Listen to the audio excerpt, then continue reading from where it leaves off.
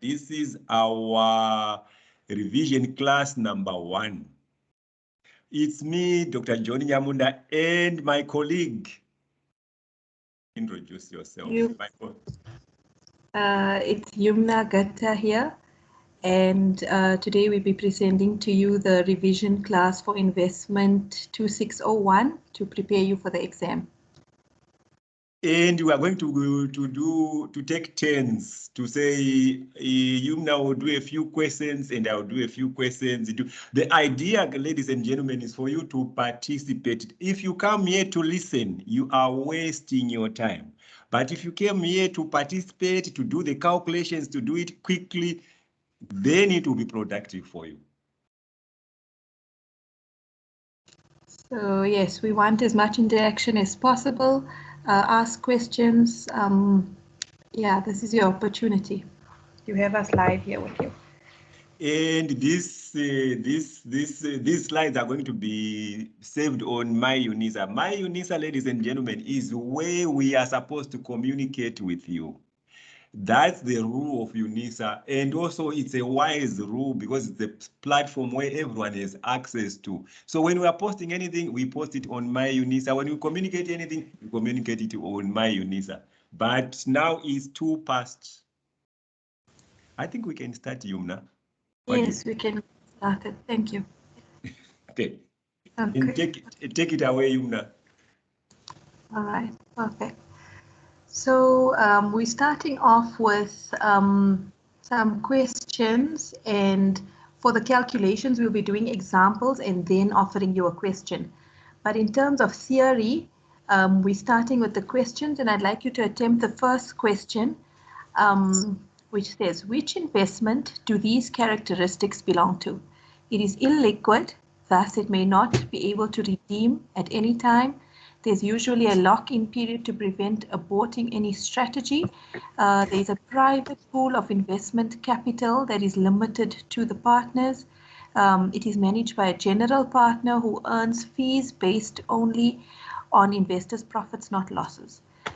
So all through this time, we haven't been doing theory questions. So here, preparing you for the exam, we just want to maybe just guide you on how to approach a question like this. So you need to be familiar with all these types of investments. And they're asking you, do these characteristics belong to a unit trust? So you need to know what a unit trust is. Does it belong to a hedge fund? Does it belong to investment trusts? Or is it participation in bond schemes? So this comes out from your first study unit, where it gives you the different types of assets, the characteristics, so that you know as an investment manager, based on the investor's needs, which type of asset to invest in. So I'd like you to attempt this question and put your answer in the chat, and then we can discuss the answer with you.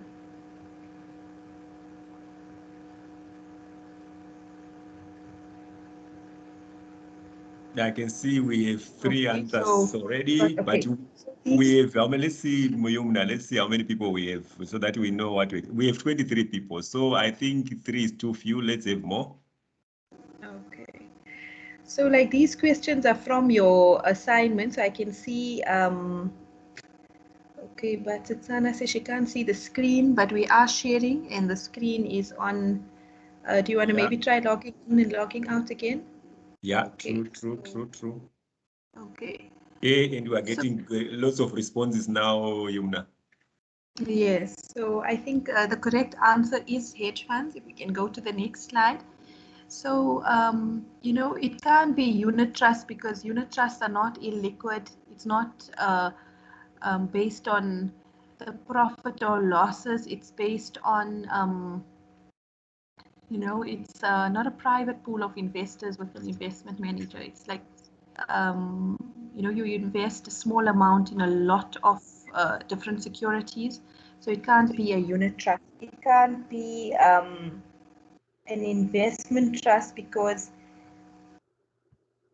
that's listed on the JSE, and a hedge fund is more like a private pool of, like you have a investment fund manager who manages a fund based on certain investments needs, and you're trying to beat the market while covering your position by hedging. So you need to be aware of all of these types of instruments you can possibly invest in, their characteristics.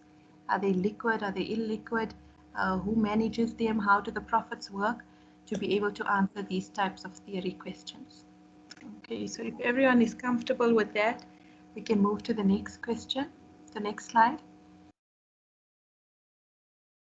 Okay, so the next slide, we're doing our calculations from study unit 1, and we start with an example which says an investment cost 13,530 Rand at the beginning of an investment period. After 5 years, it is worth 18,345 Rand. Calculate the annual HPY of this investment, right? So this is definitely like the type of question you can expect in your exam. And usually students were getting a bit confused in terms of how do you account for annual HPR, which then gets you to HPY. And let's have a look at how you calculate this answer. So you do step 1, you calculate the HPR, right? So what you do is you say the ending value of the investment over the beginning value of the investment, which gives you 18. So the ending value of the investment was 18,345 over the beginning value of the investment, which is 13,530. So you get your answer. Then you take your answer and you put it in brackets and you put it to the power of 5. So how do you, sorry, it seems like there's a misprint on my slides, but it's actually to the power of 5, right? So you say 1,3559, right? And I want you to try it on your calculator now as we speak. Put it to the power of 5. Oh, look at this. John has converted it. I need to go for a lesson to John about how to do PowerPoint presentations. And yeah, so you put it to the power 5. So everybody's calculator is a little bit different, but mine says YX. So I say 1, I put open bracket 1.35591 close bracket, just to be sure. You say YX5 equals 2, you're supposed to get 1,06. Okay, so I see a hand up. You may go ahead. So it's okay, sorry, I think you just changed it now. So it's because I'm thinking in the textbook it says 1/5. It's 1 over the period. Okay. It's okay. No, that's perfect. No, I'm fine. Thank you. Okay, sorry about that. 0.2, yes. Okay, so have you guys attempted to get the answer? Did you get 1,0628? And is anybody struggling to get this answer? If you can please lift your hand up or maybe put a text in the chat. But if everybody is okay with that, then to convert the HPR to HPY, you just subtract 1 and times by 100 to get your percentage. So your HPY would be 6.28%. Okay, so everyone seems to be comfortable with this. So let's try a question, right? The beginning value of the investment is 1,200. After 4 years, the value is 1,540. Calculate the holding period yield and please put your answer in the chat. So, like what we've done is we've used the assignment as like a base. And then when we are giving you practice questions, I've specifically chosen them from past papers. So these are very similar type questions you can expect in your exam. So if you can attempt this for me, and I'll wait for your answers eagerly in the chat. Yeah, I'm so happy, Yuna, you gave them an example so that even if they were unfamiliar, now anyone can calculate it because you did it with them just a short while ago. Yes, thank you. It's a similar question. It's quite similar, yes. So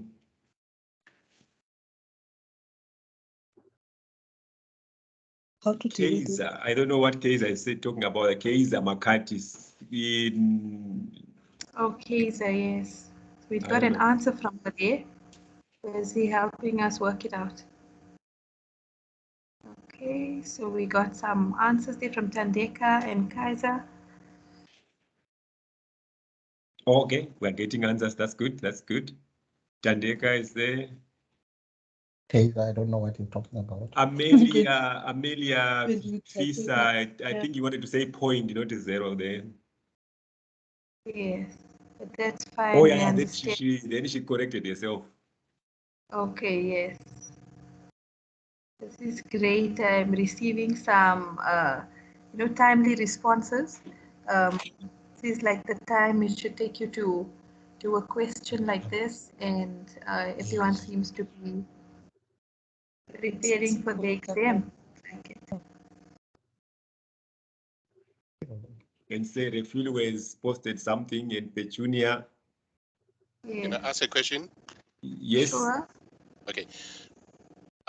Given this type of a question, are we required to use the formula? We can go direct to the HP. You can go direct to the HP. You're not showing your workings. You just need to choose the correct answer. Okay, because I think it will be quicker going direct to the HP. Like, can you give me a little bit more information? I'm not. Using the HP, what you will do is you giving your PV, you giving your future value, you giving the number of years of investment. What we are calculating the interest. You can just say PV 1,000. Okay, 1,200 plus or minus PV. Yeah.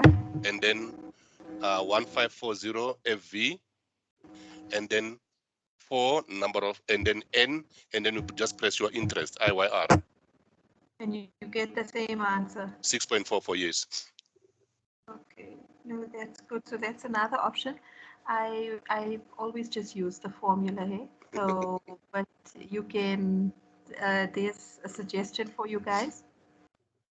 And yeah, so you can use your financial calculator and you can get the same answer. Okay, should we move on, Yumna? Please. Okay, so there's the solution. The answer is correct. So you say your ending value of your investment was 1,540 over the beginning value of the investment, and it's equal to 1.283. And to get your annual HPR, you put it to the power of 0.25, which is also a quarter, right? And you get 1.064. You subtract 1 and times by 100, you get 0.64. You get 6.44%, right? So it seems like everybody was okay with that question, so we can move on to the next slide. Oh, it's bonds. Okay, ladies and gentlemen, let's quickly talk about bonds. A few questions from bonds. Okay, there is this theory question. Which bond risk exposure entails the possibility? John, I think it hasn't changed on my screen to the next slide. I'm not sure if everyone else's. Mine is fine. Yours is fine. Okay, so maybe let me just check on. Okay, yes, it's on bonds. It will catch up here. Which bond risk exposure entails the possibility that the issuer will fail to meet its obligation regarding the timely payment of coupon and principal. Ladies and gentlemen, the choices are there: credit spread risk, default risk, downgrade risk, interest risk. Which one? Make your choice and put in the chat. Make your choice and put in the chat. And the faster we put things in the chat, the more we can cover, because we only have 1.5 hours. So if we answer these theory questions quickly, it means we can cover more ground, which is beneficial to you, ladies and gentlemen, which will be a good use of your time. Yumna, did you come right with your slide? Yes, my slide is fine. It's just taking long to update. It was taking time to upload. Okay, Looks like we are having good answers there. Kaiser Makati says it's default risk. Mapuleng, default, everyone is agreeing on default. Let's see what is the answer there. Yes. Ladies and gentlemen, you know what you're doing. Default risk is that inability to pay. So that will fail to meet its obligations. I don't need to explain that. You understand that, ladies and gentlemen. Okay. Now we have this as an example to just familiarize, because I don't want to only teach the bright people. So that's why we said come as you are. So we start with an example. Calculate the value of a bond whose annual coupon is 10%. Matures in 3 years at a face value of 1,000. The yield to maturity is 8%. So to calculate this kind of calculation, it's really rare to find a pure question like this from the exam. But this calculation is important because we need it when we are doing bond duration and bond convexity. So we need to master this to be able to do more advanced calculations. So ladies and gentlemen, in this case, you put your FV as 1,000, your PMT is 100, your N is 3, and the yield, which is I. Whatever calculator you're using, maybe it's I, maybe it's Y. Okay, 8. Then it gives you 10.51.54. And we call this a premium bond because its present value or its intrinsic value is more than the maturity value or the future value. Okay?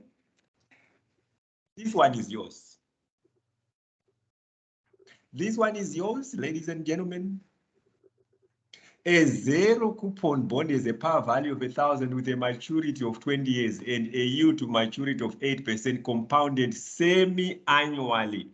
Calculate the present value of the bond and make your choice. Make your choice. You can still use that. That's why we said you need a financial calculator. You can just put all these factors in your financial calculator. But I'm just waking you up to the reality of this semi-annual. It's an important thing. Anything else you want to tell them whilst we are waiting for the answers to come, Yumna? No, nothing from my side. I think you've Nothing. covered it well. If you got this when you were doing this module, if you got this question, were you going to celebrate? Of course, a zero coupon bond. That's like a dream, you know. Yeah, It's it's okay. It's in the bag. It's in the bag. It's in the bag, definitely. And the beauty of multiple choice, ladies and gentlemen, is that this question is easy, but it's worth the same number of marks as the most difficult question. So that's the beauty of multiple choice. Yes, yes. But And also like, the third part of multiple choice is that, which means someone who can answer this question is similar to someone who can answer a question on spot rates. it's true. So you'll be spending so much of time on spot rates, but answer this question. Yeah, it's just 1 mark. It's Yeah, just 1 but just for like some info on zero coupon bonds, like I'm a Muslim, and like, you know, we would invest in these type of bonds because you know, it's prohibited to invest in interest bearing you know, or like they say this is more like of a profit earning, you know, because you invest the way in which the investment is structured, it doesn't contain like interest, it's more of a profit base. So we would invest in these type of instruments because it doesn't have like coupon payments or interest that you are receiving or paying if you are taking out the bond. Hope Maseko says, what type of calculator do you have? Hope I'll give you maybe 1 minute to see if we can find someone to quickly help you. I can. Hope, what type of calculator? HP 10B. Come on. Yes, sir. Do you have a HP 10B? Yes, I'm using that. Okay, help Hope so that we can move on with him. Hope. I hope you can hear me. Okay. Okay. Hope you giving the face value or the par value, the par value of 1,000, which is your future value. So you put down everything that you are giving. So you put FV as 1,000 before you go to the calculator. And then your interest, which is your I, because this instrument is compounded semi-annually, you're saying the interest is 8, then you divide that by 2 to give you 4. Then you say I is 4. Then from there, it says the number of years of maturity. Hey, there's something cracking. I'm not sure who's that. Don't worry about it. I am Okay. perfectionist, man. Let's go. And then your N, it says for 20 years. Since it is compounded semi-annually, you multiply the 20 by 2 to give you 40, which is 40. Then you are required to calculate your present value. You go to your calculator. Your calculator must be in 1 payment per year. YPYR, 1 PYR. Are you there, Hope? Because I cannot just talk, maybe you're not doing something correctly. We can hear you. Okay, we can hear you. I think she's Okay. hearing. Okay, cool. Then you say 1,000 future value, and then 4 YR, and then N40. Then you press your PV. It must give you 208.29. Okay. So you say what do you press first? Do you press 1,000 first, or you say PV? Then okay, 1,000 FV. 1,000 FV, and then 4 IYR, then 40N, then you press your PV. It must give you 208.29. Thank you. How do you change payments per year, Amon? She's asking how do you change your payments per year? Payments per year. Your payments per year is how many? 1,000 divided by 2 of the power value. Payments per year must be 1. So she wants to know how her payments per year on her calculator is 4. Oh, I get what you're trying to say. Yes. Okay. So, okay. For him to be on PYR. Yeah. Okay. You press second function. Second function PMT. Okay. Then it's gonna change. It says 1 second function PMT. Then it's gonna be on PYR, 1 PYR. Okay, cool. Thanks, Amon. You actually taught us everything which we needed to say. I will not repeat. If no one was listening, sorry for you, because I'm not going to repeat what Amon said. Yeah, Amon, we're going to recruit you. You explained Yes. very well. You should finish your degree, Amon, quickly so that we can recruit you to help us. Thank you very much. Okay, let's move on to... back to you. Take it away, Yumna. Okay. So the next section that we are going to be doing is security market line. We have a theory question on that. So the question says, what determines the slope of the security market line? Is it the expected rate of inflation, the attitude of the investor towards the market risk premium, or the change in beta? So if you can attempt that and put your answer in the chat, then we can just a little practice question for theory on security market line. Okay, Lisabo is already answered. Yes, We're getting some answers here. Praise. Oh, hi, Praise. Praise is our usual person. Yes. Morning, say morning, Yuna. Sorry, I was late and we have load shedding this side. Yeah, we in Durban, we refused load shedding. We told Eskom no more load shedding. Good for you. In Cape Town, it's freezing cold and there's load shedding. Yes. I think we're getting used to it now. Yeah. You know, like it'll be part of our lives now. Yeah, 1, 2, 3, 4, 5. But that's a great attempt. So the answer is the market risk premium. And why is that? Because changes in the slope of the security market line is caused by changes in the return per the unit of the changes for the return required for the unit of risk. So like that is, if there's any changes in the market risk premium, or if it's not consistent over time, then you will find changes in the slope of the security market line. Right? Option number what? Number 3. Option number 3. We can go to the next slide. Everyone got it correct. It's option number 3. So, inflation is not part of our security market line. If you look at the other options, the best which takes into account the slope would be your market risk premium, your required rate of return per unit of risk that's taken. Okay, we can go to the next slide. Yeah. Okay, so the next slide we have an example, yes. Global Limited, we are now calculating our CAPM formula, return via the CAPM formula. So we look at this example, right, which is from your assignment. Global Limited expects its share price to rise from 100 Rand to 110 Rand over the next year. The beta of Global Limited is 1.5. The return on the market is 13%. And the risk-free rate is 9%. Calculate the required rate of return using the CAPM and determine whether you will purchase the share, right? So we'll be calculating the CAPM, and from there we will have to calculate as well the estimated rate of return to compare the values to see whether we will buy or sell the share. So if we can go to the next slide to see the solution.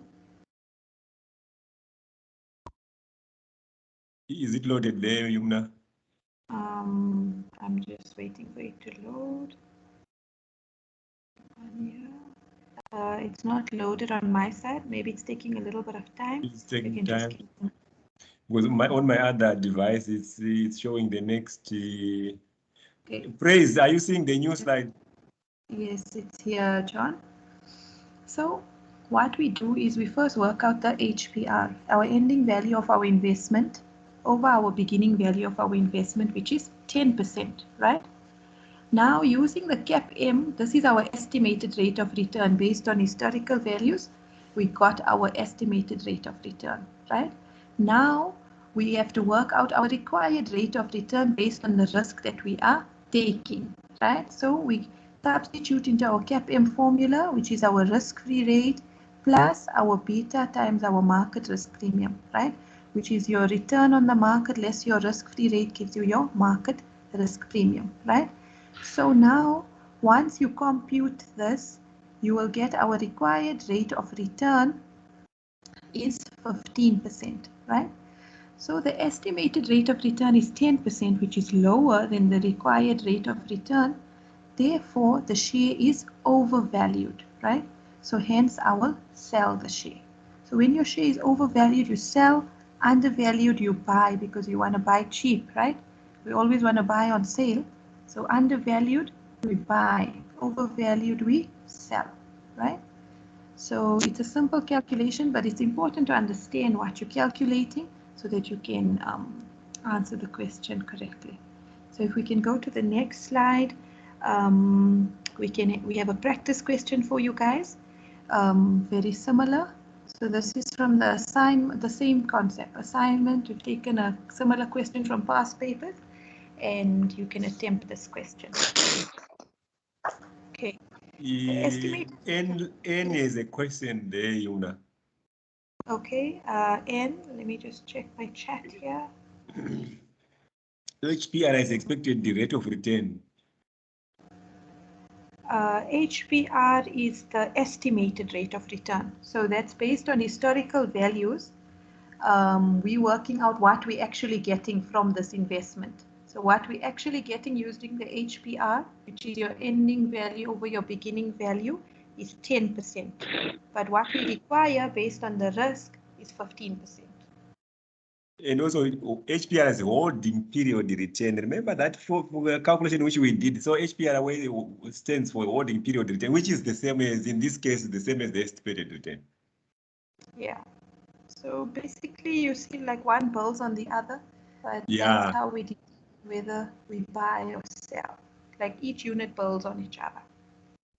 Okay.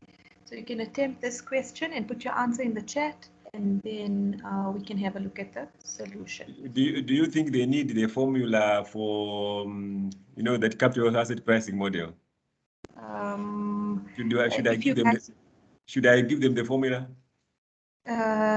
You can give them the formula, but I think you must know this formula by now, hey? Like, it's been how many years, and I have never looked at this formula again. If you tell me CAPM, I know the formula, and I think Okay, I would let's suggest be nice, Yumna. Okay, John is very nice, and he can upload the formula for you. There is the formula. Thank you to John. But in the exam, ladies and gentlemen, I see people saying, formula sheet, you should do no formula sheet. You should know these formulas. Yumna and myself, when we wrote this exam, you went into the exam as you were. The formula was supposed to be in your head. In your head. And now we are teaching the same module. Formula should be in your head. In your head. But like, the thing is that, once you know the formula, you know your work well. You know how to substitute in, especially a formula like this is not complicated. I can understand some other ones like duration, convexity, but that also, once you are practicing so many, you know how to substitute it, Yes, what you're saying there is important, Yumna. People might miss it. If you practice enough, the formulas are easy. But if you don't practice, all you need is the formula to say, okay, give me the formula and then I'll see what's happening. Yes. Okay, let's see how many people. 1, 2, 3, 4, 5, 6, 7, 8, 9. 9 responses. How many people do we have? Let's see. Now we have 34 people. So 9 is too few. Let's wait a little bit. Okay. Just wait for 1 or 2 and then we can go to the solution.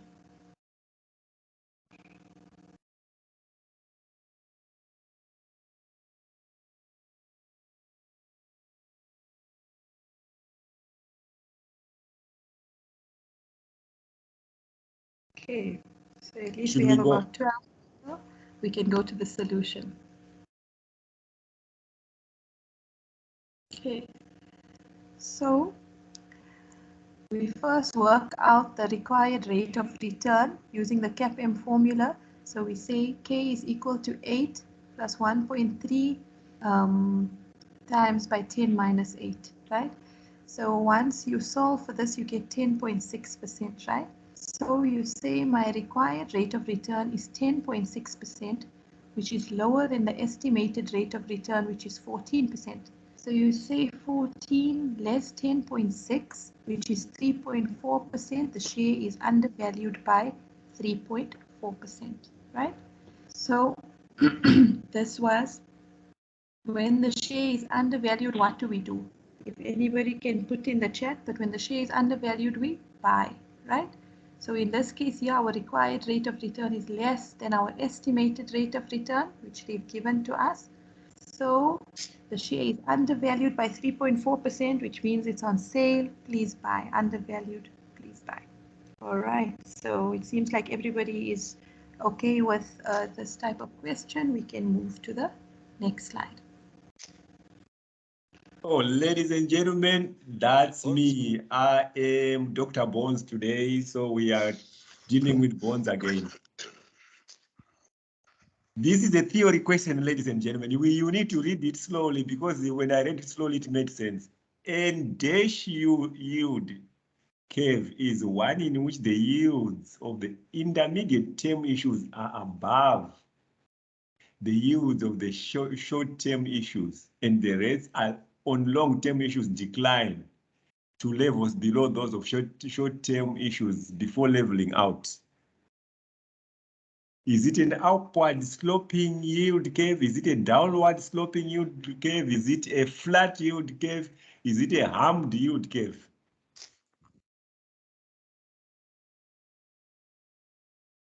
So yields of intermediate term issues are above yields of short-term issues. So short-term, intermediate, and the rates on long-term issues decline to below levels of short-term issues. If you're watching my mouse, you would have seen what the answer should be.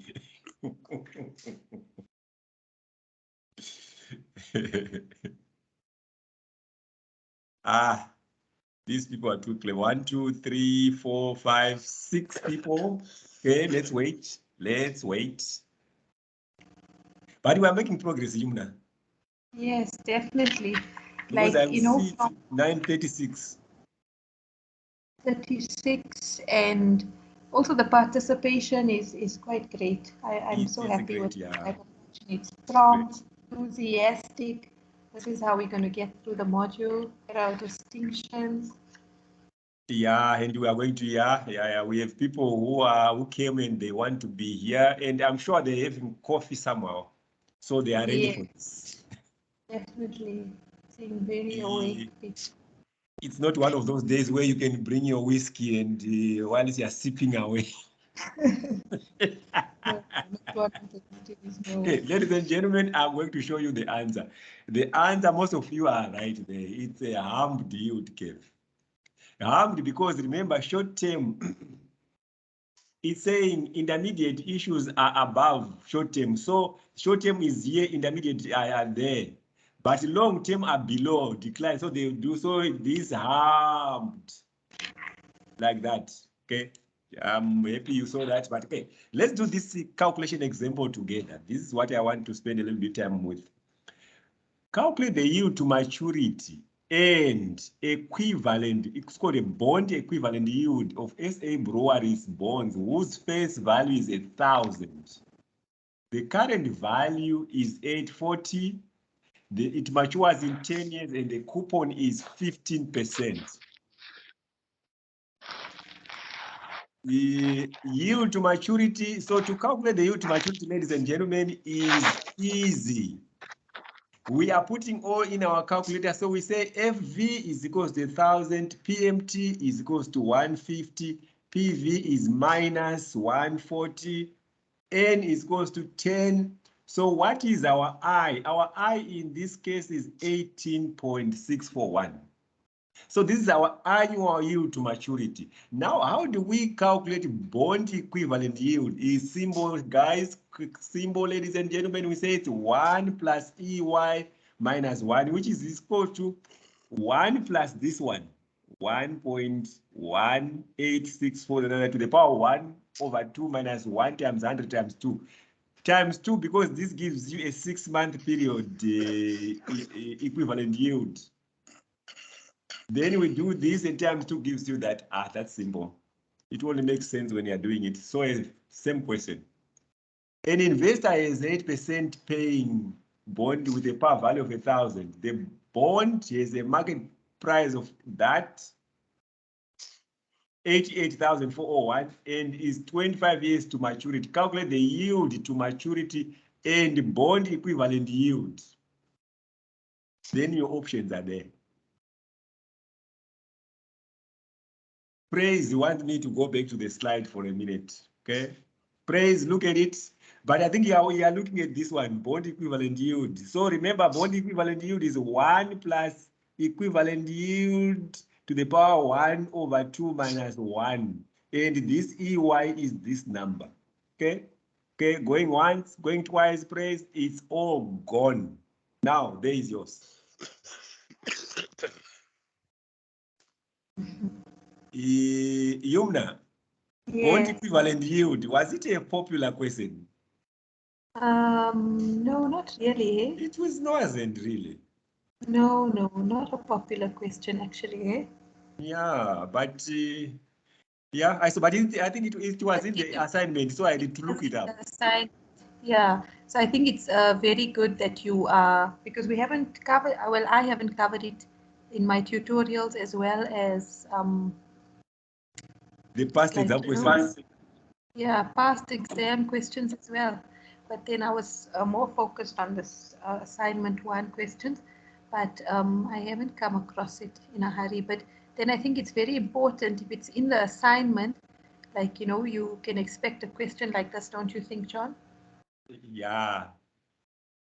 Yeah, because bond equivalent yield is not one of those popular, but we remember that we did when we were doing that tutorial, the other lecture which we did, you were doing horizon yield. It's more popular.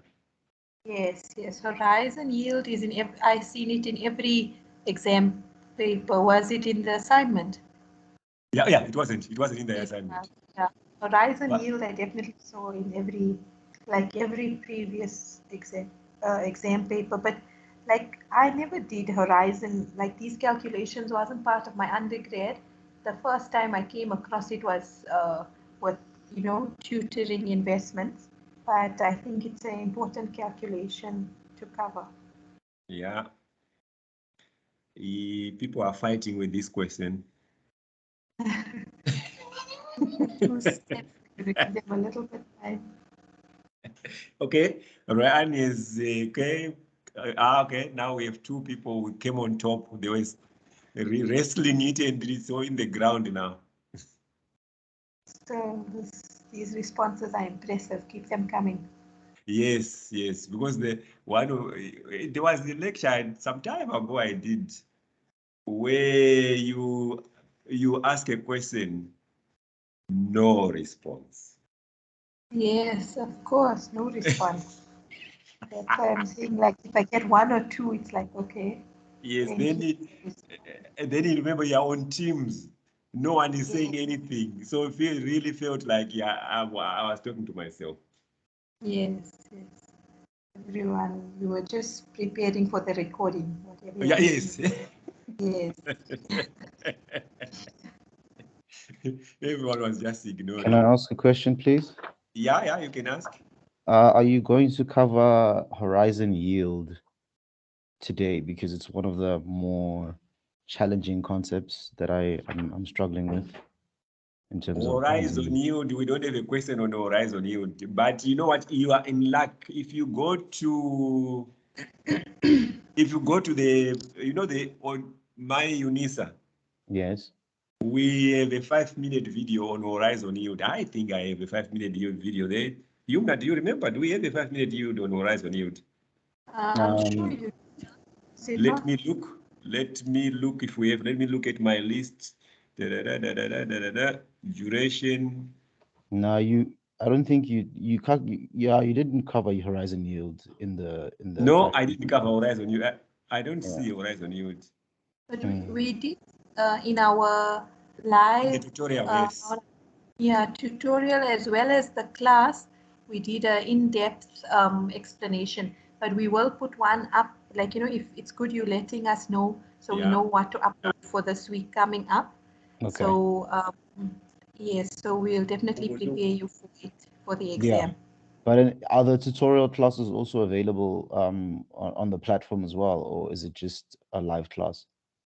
No, it's available. A recording is available on, like John was saying, I'm not sure if you joined in the beginning. Before the end of the day, he's kind enough to upload it for you guys. Okay. All right. Highly appreciated. Thank you very much. That doesn't mean you must leave the class now. You can join us for the rest of it. Yeah, no, because I have load shedding at 10. So that's why. Okay. Yes, I have load shedding at 10 o'clock. So yeah.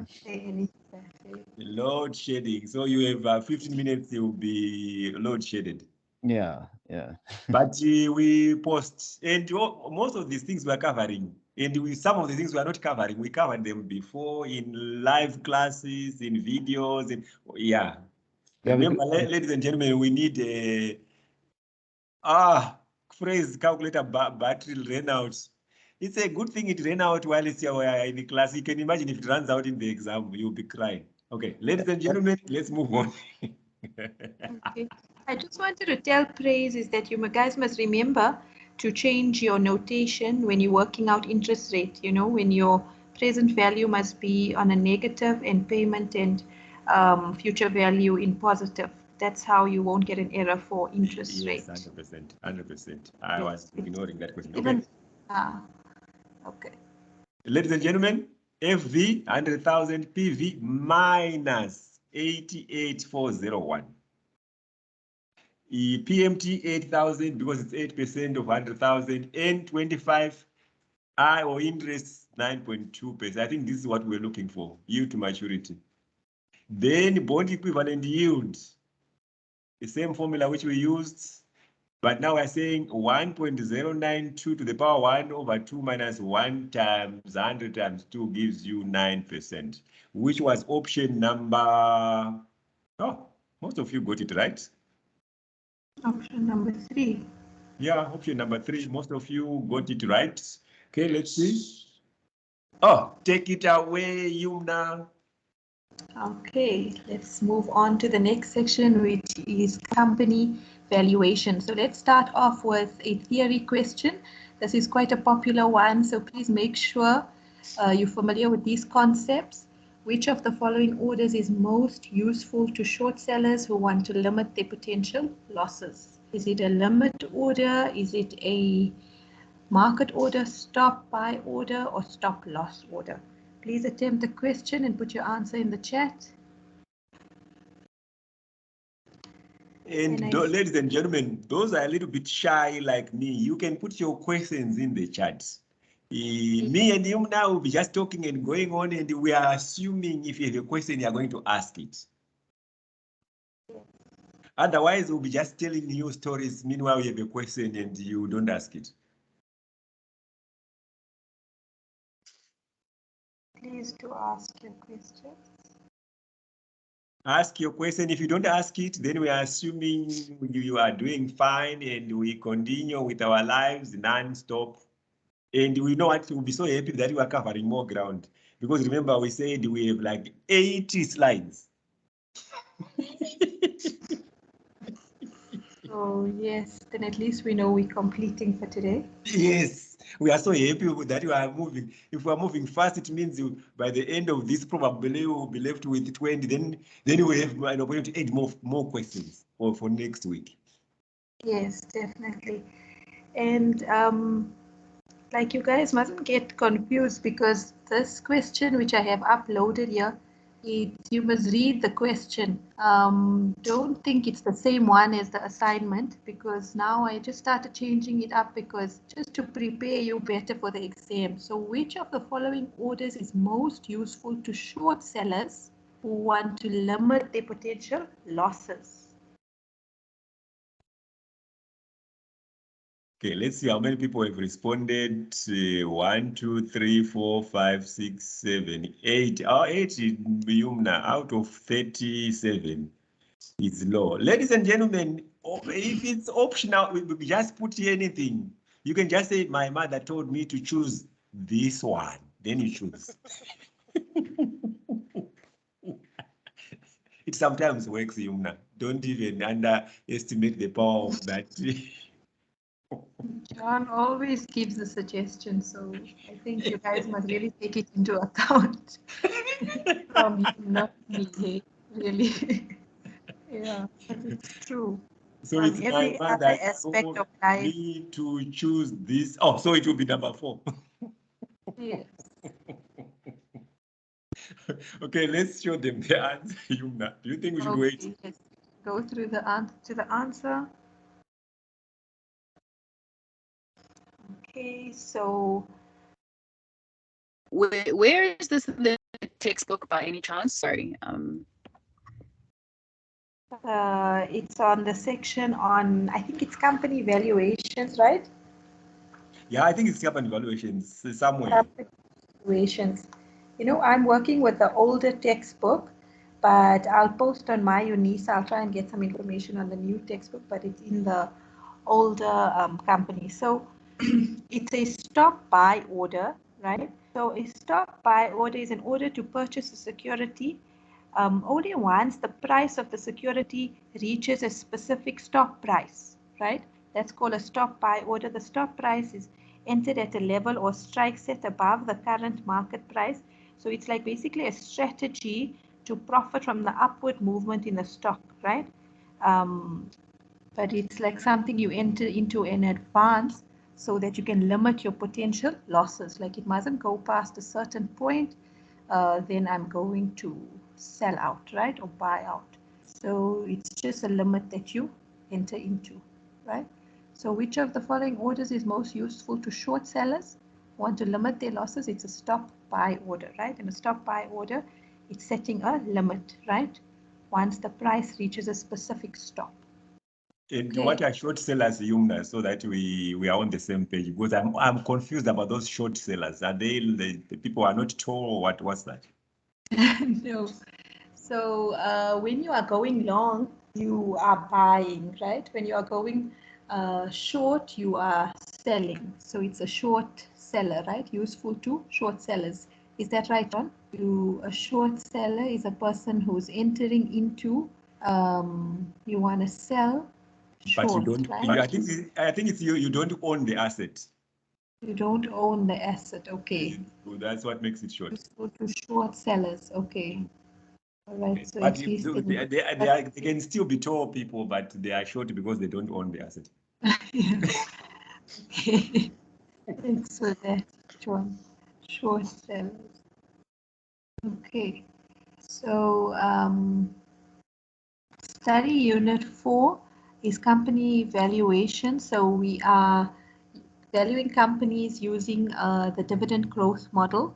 So an example which I did was a two-stage dividend growth. The normal standard one, I think everybody is okay with. So let's look at a two-stage dividend growth model, right? A company just paid dividends of 2 Rand per share. Assume that the dividends will grow by 20% per year for the next 2 years. After that, growth is expected to level off at a constant growth rate of 10% per year. The required rate of return is 12%. Calculate the share's intrinsic value by using the two-stage dividend growth model, right? So, I want you to remember is that it only goes up to year 2 because from then dividends are stabilizing. So, when you're returning things to year 0, you're just going to stop at year 2. So to understand what I'm saying, if we can go to the next slide, you can have a look at the solution.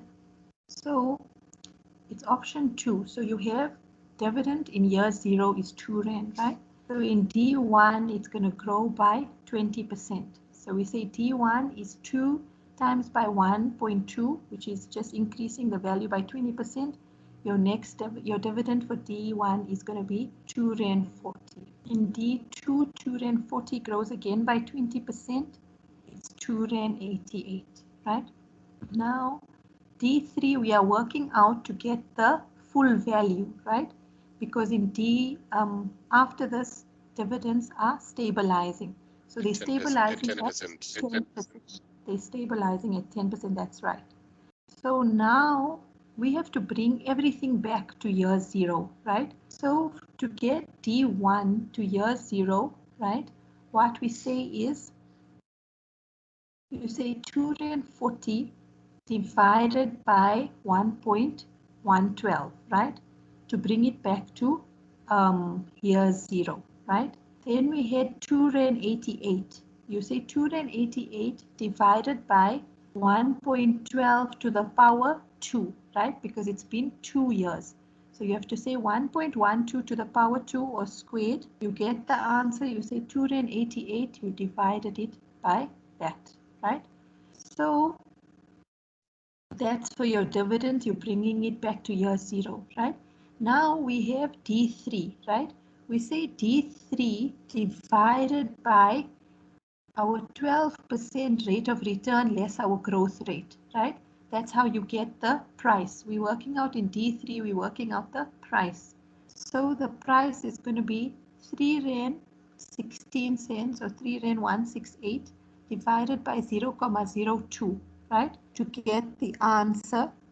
Then what you're going to do is, now we are in year 2, we're not in year 3. We are in year 2 still. So what we're doing is we're dividing by 1.12 to the power 2, right? We're not in year 3, we're just using D3 because that's the formula. It's D1 over K minus G, right? So I haven't even written the formula down here, but that's the formula for dividend growth model. Price is equal to D1, which is your dividends for the next year, divided by K minus G. If you guys can write that down while I'm talking to you, just as your notes for the slides. And then We're still in year 2, so we only have to bring it back 2 years. So we bring it back 2 years by saying 1.12, which is your required rate of return squared, right? So please input it on your calculator and get this answer of 126.2755. Once you add it all up, you get 130 Rand 71 cents, right? So this is how you do a 2-stage dividend growth model, and yeah, it's maybe let's pause and just ask if there are any questions, Yumna, maybe before we give them a beautiful question. Okay, yes, please ask any questions. Yes. Can we go to the given data? Yes, we can. To the what? To the question. Or to the question? Yes. Okay. So it paid a dividend of 2 Rand. Assume that it will grow by 20% per year during the next 2 years. So it's 20%, 20%. After that, growth is expected to level off 10%. The required rate of return is 12%. Calculate the intrinsic value. So it's 20%, 20%, then 10%. Starting is 2. And so then, like, I know Amon likes to use his calculator. So you can also, especially if you have a 3-stage, you can put it in your calculator. But what I'll do to not confuse you is that I would rather upload it on my UNISA, you know, just to show you how to input it into your cash flow keys on your calculator. And you can also work out the same answer in that way there. So if there's no questions, we can try and attempt a question on dividend growth model. However, yes. Don't use the slide. Just two more seconds, please. Sure, no problem. Okay, okay. There's still a question, ladies and gentlemen. The video on this lecture is going to be posted by end of day today. If we are lucky and I'm feeling good, then it's going to be posted by 12 today on my UNISA. So it will be a link to the video so that you can then just go through it slowly, pause and attempt, pause and attempt. That will be a good use of your time. Okay, should we go to the next slide, Yumna? Yeah, you can proceed. Okay. This is theirs. So, yeah, so this, let's look at this question here. A company just paid dividends of 2 Rand per share. Assume that over the next few years, dividends will grow at 5% in year 1, 15% in year 2, 25% in year 3. After that, so in year 3, growth is now stabilizing. We can work out a price. After the growth is expected to be constant at 8%. The required rate of return is 15%. Calculate the intrinsic value of the share using a multi-stage model, right? So, like my previous answer didn't include a timeline, but once you get to the multi-stage, maybe just to help you, you draw a number line, you put in your dividends for each year, you bring the dividend back down to year 0, and in year 3 you work out your price and you bring that as well as the dividend back with the same present value factor. So that's my suggestion.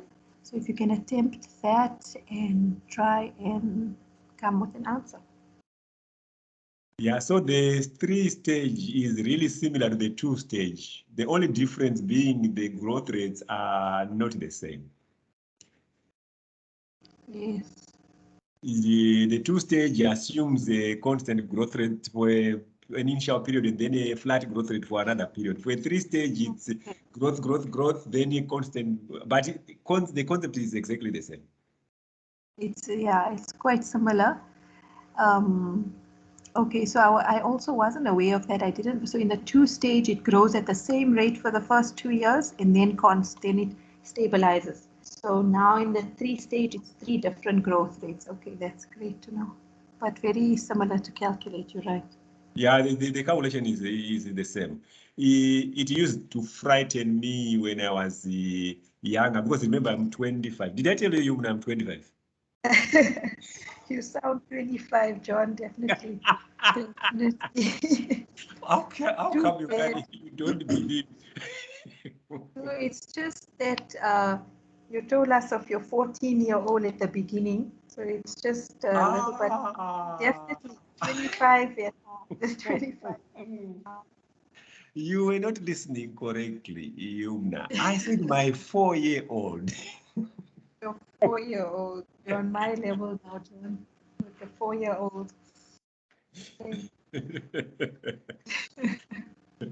What if I say I have a 24-year-old? Then you will think I'm an old man. That's a problem.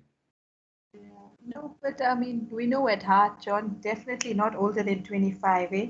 Definitely. I'm definitely not older than that. Not even a day older than 25. Entertainment, great videos. What more could we ask for? When you got your degree, how old were you, Yumna? 21 when I got my degree. And how old were you, John? I got my degree when I think I was 28, 29, somewhere there. Is it? Okay. Yeah, I came late to this education thing. Okay. Actually, You know I only started doing UNISA because I think my wife was pressuring me. Oh, okay, that's good. So you see, this is what the women do. They drive the family. So what did you do before then, John? Okay, I did a diploma. I had a diploma. I don't know. I was just wasting time. Okay. But still, it's good. But you know the value. Okay, ladies and gentlemen, we are waiting for you to do the calculation. Don't even listen to our story. I don't see any answers here. Yeah. I'm getting worried. Our story is distracting people.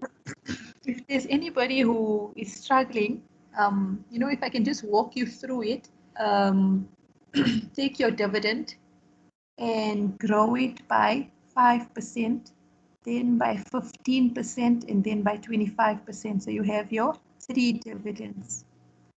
Then you take so then that's our first step. Then you take your dividend in year 3 and you work out the price using the constant growth rate, which is 8%. So you work out your price, you'll say D3 times by your growth rate, which is 8%, over your required rate of return, which is 15% less your constant growth rate, and you get a price. And now you have to take everything back to year 0. So the first answer you will divide by 1 over 1.15, right? You divide by 1.15. The second answer, you're going to say 1.15 squared, right? And your third answer, which includes your dividend as well as your price, you're going to bring that back with 1.15 cubed. So should we show them the answer, Yumna, or should we wait? I think let's go to the answer, then I can explain well from there, and then you guys can. Let's ask two people. Amon, should we show the answer, or are you almost there? No, I'm fine with what called this type of questions. I'm very well about it. Praise. So, should we show the answer, or should we wait? Oh, please give me 5 seconds. Just give us just 5 seconds, and then we will type the answers that we got. Okay, please. 5 minutes, not 5 seconds. Please. 5 minutes. Amelia? There's Praise with an answer. Okay, so let's give them maybe a minute, Yumna. Okay. I think we are making good progress. Let me just check what slide that we are on. That slide is... we are making good progress. 33. We are on slide number 33, so we are making really decent progress. Oh, that's good. Because we still have about 25 minutes left, yes. Okay. I won't tell you a story, because if I tell you a story, then he would start distracting people instead of finishing. Yeah, I want you to focus on this lengthy calculation. You know, if you know, I used to play the keyboard. Then I gave up because my keyboard wasn't sounding nice anymore. So if I could play, then I would be playing some of my music. Oh, that would be beautiful. Oh, okay, that's so good, Ben. But I didn't know that you are based in KZN, John. I thought you were in Gauteng. You're based in KZN. What would I be doing in Gauteng, Yumna? I don't know. I just thought you're part of this UNISA Pretoria crowd. No. I'm here in Durban. It's beautiful. Durban is beautiful because you know, it's beautiful. It's beautiful. Yeah. The beach is free. We don't rush. Yes. We are seeing the slide, so you can try to log out and come back in. I think your internet is playing tricks on you. Sonia, you had abandoned us. Now she joined us. She was with the FAC. Should we tell us, Yumna? Who? Sonia. Yeah, Sonia, she abandoned us and then she joined us now. What should we say? What should we say? Sonia, when you have your financial class. Yeah. So, yeah. Oh, give us a break. But it's clear. Thank you for joining us for the half an hour. It will be really good for you.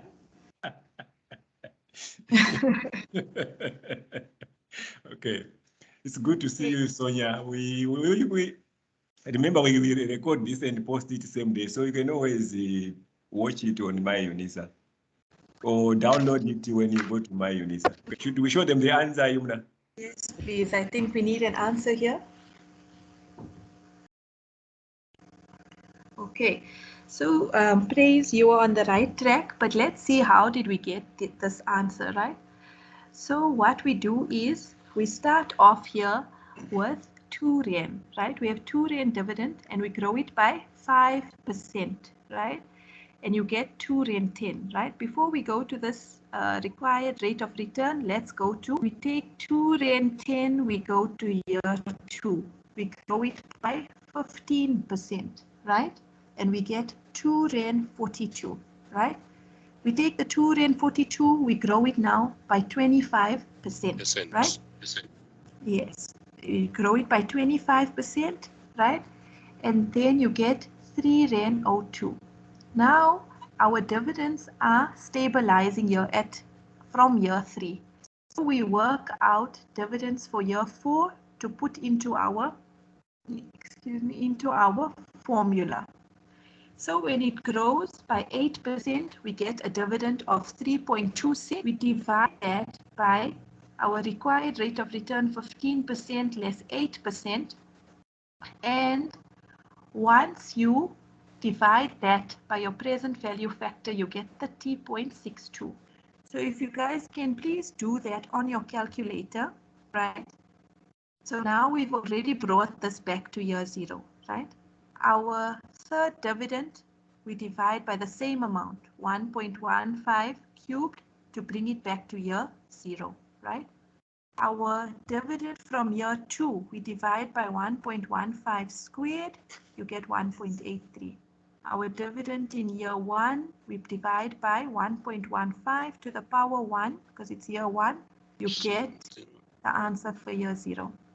Once you add all of these answers, because they all our values in year 0, you will get 36.26. So the cash flow key on your calculator, I'll give you that explanation on my UNISA, but tell me where on this calculation do you feel like you went wrong, or which part didn't you understand, so that I can just help you. Okay.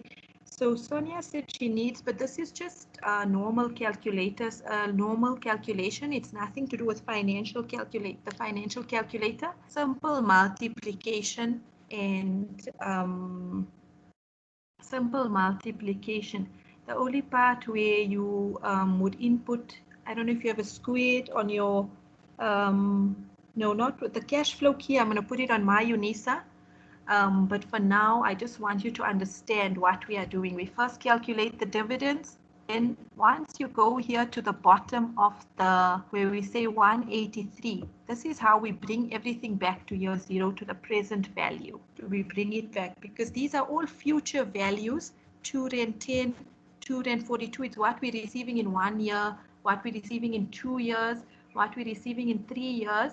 And we are using this present value factors to bring it back to the value today.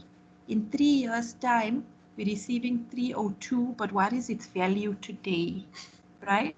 Its value today is 1 Rand 98 is what would be the value 302 in the future. There's a question, Yumna, from Sipiu Musa. Okay. Yes, thank you, Dr. John. My question is that I don't have an issue calculating the future values at the top there, right? So the 2 Rand 10, 2 Rand 42, 3 Rand 02, and the 3 Rand 26. But then when it comes to now discounting them yet again, why is it that we take 0.15 and we subtract 0.08? Okay, so that's the formula for dividend growth model. So the formula, if you look at your chapter 5, I think it is, and you study unit 4, the formula for dividend growth model is price is equal to D1 divided by K minus G, right? Mm-hmm. So your D1 is 3.26, right? That's where dividend stabilize is 3.02 times by 8%. And then you divide that by your K, which is your required rate of return, less your G, which is 8%, and you get a price, right? Okay. So if you get that price, it would be, if I just work it out for you here on my calculator,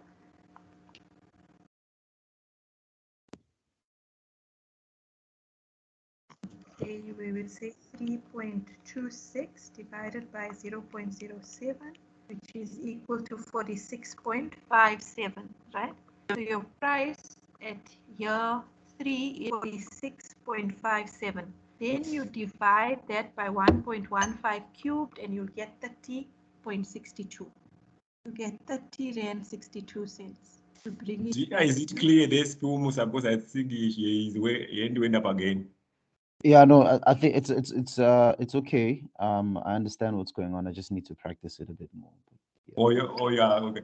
So the 0.15 is the required rate of return, the thing which you are using to discount there.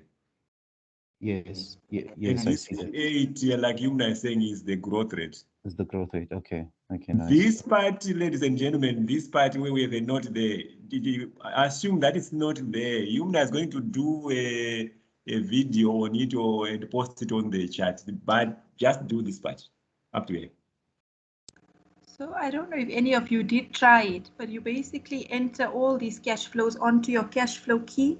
You put in your required rate of return and and you get your answer. But I would just prefer to do it on my UNISA, just so that you can absorb this multi-stage, now the normal traditional way of calculating it. But this cash flow key is quite amazing. But you must practice it a few times. I can see you like it so much. Yes. Yeah, no, I've always done this long calculation until I just tried it out and I said, okay, you know what? The timeline definitely makes it easier. But like when you're working with a 2-stage, it's not always like you don't always need a timeline because it's like one growth rate and one. But I would suggest to you, I love a timeline for bonds. I love a timeline for, for everything. I use a timeline. So Makes it easier. Yeah. And also, ladies and gentlemen, we have a 5-minute video, I think, on my UNISA explaining this with also a similar timeline. So if you go there on my UNISA, there are lots of things there, but the 5-minute videos, they also cover the same thing. The only thing they don't cover, this clever part which Yumna loves. I don't know how to do it myself. Yeah, I also like, I've been neglecting my calculator, but this week I just said, let me input it and tried out and it does work out quite well. And yeah, but let me put it as I'm going to try a video. Otherwise, I'll be talking to you with typing. Yeah, we can chat about how to do a. I don't know. The video is also some another mission. Okay, ladies and gentlemen, let's go to the next. Oh, it's me. Dr. Bones is back. Ladies and gentlemen. This is why we have Dr. Bones is back, ladies and gentlemen. We are doing this bond convexity. So we are doing this together. It's easy. It's easy, ladies and gentlemen, because a 15-year, 10% semi-annual, 1,000 per value bond is priced at the yield maturity of 11%. The yield changed by 150 basis points. Calculate the effective convexity of this bond. Okay. Remember, I'm just showing you the example. The formula for convexity is this one. V minus, what is V minus? Is to say, what is the value of the bond if interest rate goes down? V plus, what is V plus? What is the value of the bond if the interest rate goes up? Minus 2V naught. What is the price of the bond? Okay, so that what we do with convexity and bond duration is simple. We do use this table. This table makes our life very easy. So the first thing we do is this middle part. So we already did valuation of bonds. So we're just doing it now, using it, that valuation of bonds, putting it now into our convexity formula. So in our table, we are saying, what is the current value of this bond? It's a 15-year semi-annual. So if we say 15-year semi-annual, so it pays 30 times. So the N is 30. We put it there. Then what is the I? So it's a 10% semi-annual of 100. So we know that the coupon is going to be 10% of 1,000, which is 100, but it's semi-annual, which means it pays twice a year, half yearly. So the coupon is 100 divided by 2, which is 50. The I, yield maturity, is 11 divided by 2 is 5.5 because it's a semi-annual, ladies and gentlemen. Future value is still future value. So then if we put everything in our calculator, we say N is equals to 30, I is equals to 5.5, PM2 is 50, FV is equals to 1,000. Then you say, go give me the present value. It will give you 9.27.33. Tick. Got it right. Okay. Now, listen to me for a second. Our second is not too long. The yield changed by 150 basis points. Ladies and gentlemen, 150 basis points is the same as 1.5%. If they say 50 basis points is the same as 0.5%, I don't need to tell you that we are just dividing these basis points by 100. So it's 150 divided by 100, 1.5%. So we are told that our bond changes by 150 basis points. So what is 150 basis points minus 11? We are saying it's 11 minus 1.5%. A common mistake which people make is to say 5.5 minus 1.5. That would be a mistake. So, but we say 11 minus 1.5%, I think it's supposed to be 9.5. But it's a semi-annual, so our I becomes 4.75. N is still the same, PMT is still the same, FV is still the same. If you put everything in the calculator, it gives you 1,039.55. That's your V minus. That's the value of the bond in the event of yield coming down by 150 basis points. In the event of yield going up by 150 basis points, which is this one, we know that N is still the same, PMT is the same, but what we are looking for is this 6.25. Same concept, ladies and gentlemen. We look at this yield to maturity. 11 plus 1.5 is equals to 12.5. 12.5 divided by 2 is 6.25. In our financial calculator, it gives us that. Once we have all these factors, all we need is to plug and play. So we say 10.39 plus V 9. V plus 8.32 minus 2 V naught. V naught is that divide. No. I don't need. You know what to do this, ladies and gentlemen. Sir, can I ask something before we proceed? Yes. What is please go back to the previous question. Yes, I'm back. What is the change in Y? I forgot that a little bit. What is the change in Y? Change in yield. This is 150 basis points. Okay. Thank you. As you can see there, 150, that change in yield, 150 basis points would be 1.5. I think it's 1.5. Not 0.015. Yes. Okay. This one was, Thank you. you know, Yumna said we should be nice. So we gave you a formula there. No, this is from John. Ah. I feel like the formula must be in your head. Like even for me, for like dividend growth, it's like in my head, but I must remember to type it out for you guys. I just, these symbols on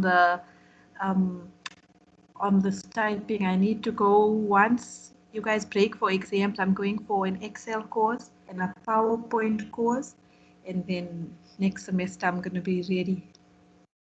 You are going to be, Going to be ready, going to be on top of all these things. I like, there are programs which my first love from the Microsoft Office was the Microsoft Word. Is it? Yes, then because that was what I used to do in my old job. Okay. Then somebody introduced me to Excel and all the things it can do. Then that became my second love.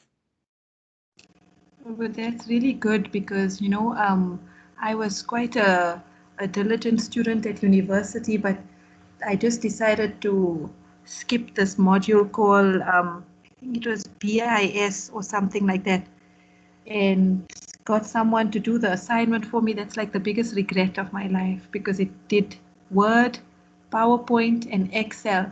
And I just wasn't. No. So that's like, it's like, don't think you're going to be clever. It comes to bite you back. It will catch up. It will catch up with you. Yeah, no, definitely. So, because even like any job I apply for, and Excel is the requirement, Excel, you need to Excel, you need to know it. Yeah, you need to know Excel. You can't do any job without that. So I think it's quite beneficial if you're familiar with these. Yeah. Yes. For me, once Khan says, do you perhaps have a formula sheet for us to study for the exam? Do you have a formula sheet? No, I don't have a formula sheet, but I can make one. We can make one for you. I always used to make one for the previous classes. Yeah, for the previous years. I'll have a look at it, update it, and upload it. Okay. I don't know if it was of any help, but we can just put it up for you. I think it will help for students to memorize the formulas. Yeah, like, once you're practicing it, you know that, okay, you know what, which values from the table you're substituting into convexity. You might not remember it's called V and V plus and change in, but you'll remember what to substitute, That's just generally how it works for me. But practice, you know which formula, which amounts from the table go into the formula. But it's always good to just double check. Yeah. So you are making promises today, big promises. Yes. No, we have to. The last 2 weeks, the pressure is on. Hey, then after that, we'll be missing. After that, we'll be waiting for distinctions. Yeah. Now, patiently waiting. There come distinction. I'm going to remember these names that I'm seeing on my screen. Praise, distinction. Oh, in the back, we see Mogamed Khan, distinction. In the back. Sonia, we see distinction. Yeah, it's in the back. Amon, we see then we say, okay, it was worthwhile. Of course. Definitely. I'm liking the positivity on the chat here. That's good. I think it's very easily attainable. You guys can. Yes. You know what happened to me, Yumna, with this, how I became, I was asked by UNISA to tutor this module because I got a distinction for this module, INV2601, I got a definitely. Then for year 3, another investment module, I think I got a distinction. And then when I was doing my honors, I also got a distinction for the, so I say, see, I'm trying to show off. Yeah, no, but it was a great headhunt then, hey? But Then, what do you do, John? Do you yeah? give classes? You said you have a YouTube channel. Like you give, do you tutor for other subjects in UNISA, like privately? No, No. private tutoring, I don't do it anymore. I used to do it, but no. Okay. All I right. don't do it anymore. It's too much work, Una. Hmm. I used to teach this third year module for derivatives. It's a difficult module. Is it? Yeah, but the money which you get after, Or is it not worth a while? it was worth it, but it wasn't a lot. Okay. But for UNISA as well. No, I wasn't. I was doing it privately. For derivatives, I was doing it privately. Okay. But the challenge Alright. is derivative. That module is not taken by too many people. It's a difficult module because they do the Black and Scholes model. No. It's a really difficult module. Sure. Sipu Musa, you are free to talk. I think the answer is option 3, 44.95. Anyone else? We are just telling stories because I'm thinking people are supposed to post something. Okay, ladies and gentlemen, okay, let's do, because now I'm looking at the time, it's running out. Oh, Musa, you are too brilliant. Ladies and gentlemen, this one we are just rewriting because remember 20 year, 15%. Musa, do you want to take us through so that I don't tell people what I told them already? Okay, yeah. So the one thing that I actually learned this from watching the YouTube video on Dr. John's YouTube channel. The most important thing when it comes to doing bond convexity and bond duration is this table here. Like you cannot do this question if you don't write this table. You must copy this table, V minus, V0, V plus, and then all the symbols. Otherwise, you will get lost in the calculations. It's absolutely important. And then firstly, what you have to determine is you have to look at the yield to maturity first, right? Because you have to figure out what it will be given the change of 150 basis points. So you first start by, if it's a semi-annual coupon bond, you divide V0, you start with V0. So you say 12 divide by 2 because it's a semi-annual coupon bond, meaning it's going to pay interest twice per year.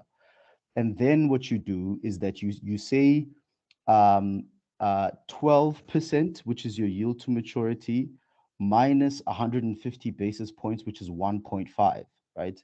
So 12 minus 1.5, and then you divide that by 2 because it's a semi-annual coupon bond because it's going to pay interest twice per year.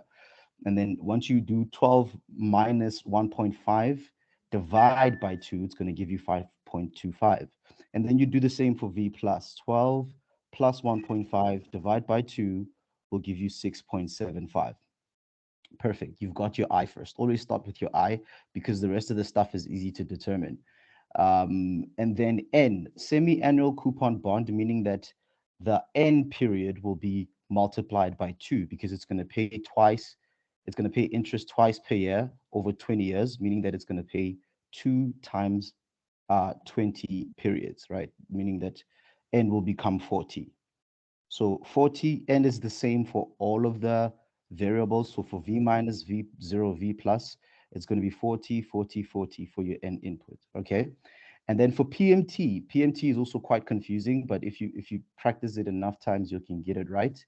15% semi-annual coupon bond times the par value of 1,000, right? 15% semi-annual coupon bond times the par value of 1,000, that'll give you a number, but it's a semi-annual coupon bond, so you also have to divide the PMT by 2. That'll give you 75, 75, 75. And the FV will be 1,000, 1,000, 1,000. That'll be the same. So the only variable that changes throughout this entire table is your I, right? So this side will be 5.25, 6%, and then 6.75. Okay, so now you have to go into your financial calculator and input these values one by one, right? The PV values at the bottom will always be different from each other. They will not be the same. So you take these values, you input them into your financial calculator, you get PV for V minus, which is 1,375 and 21.87. You do the same for V0, you do the same for V plus. And then what you have to do is go into your convexity formula. Now, the way to memorize this convexity formula is just to take a clean page and just to write it out 100 times. Basically, hard work. You basically have to write down the formula 100 times. Otherwise, it's very difficult to remember it. And then you just input these values. Remember, V minus, right? V minus goes here. V minus 1,373.2187 plus V plus over here. Also remember, this is kind of to help you to know if you're going in the right direction. The PV for V minus is always larger than the PV for V plus. That's just a little trick there to show you whether you know you're going into the right direction. So you input these values into the formula, and then the one other thing, right? The one other most important thing, when you're coming to the last end of the equation here, the change in y, right? This is where you need to know the difference between this is where you need to know how to work with basis points, right? Because 100 basis points is 0.01, right? 200 basis yeah, I think 100 basis points is 0.01. So when it says that it's 150 basis points, it's going to be 0.015. I think there's a mistake here, Dr. John. This is Yes, there's a mistake. Okay, you saw the mistake. I saw it when you are talking now. Yeah, so it's 0.015 to the power of 2, and then you just simplify the calculation, and then you get your final answer. And that's it. Yeah. What do you say there, Yumna, about Sipumusa? Sure. I say well done, hey. I think if anybody doesn't understand convexity or how to calculate it after this, we should shout at them. Yeah, really. Yeah. There's a problem because you explained it so well, step by step. I'm seriously impressed. I feel like you and Amon are going to be the next UNISA tutors. Definitely. If Mr. Matsoma was here, he's definitely going to start the recruitment process. He's super impressed. Sonia is a question. Sonia is a question. Yes. Sorry. So I get all of that, but then I get stuck with the 2v0 in brackets change of y to the power of 2. How do you calculate? Where did you get the 927 from? So you added the 137 and the 1102. There's a mistake there. It's supposed to be 1.225. It's not that thing called copying. Let me try to fix it. Should I fix it, Yumna, or should I just ignore it? No, try and fix it if you can, Doctor. It's confusing. If you can. It's so it's 122.5.6945. Yeah. Now it went all the way. That's okay. Let's try to do that. No, I will need it because now it's not fitting. Maybe take the space out in front by the 2. The 2x, there's a space there. If you delete that space, we'll see the rest. Let's see. No, it's not enough. Or you know what I can do? I can drop it down a little bit. Yes, perfect. Thank you so much, Doctor. It's 35 already. Let's stop recording, Yumna. What do you think? Okay. Yes, we'll have to stop recording. But I think we covered two difficult concepts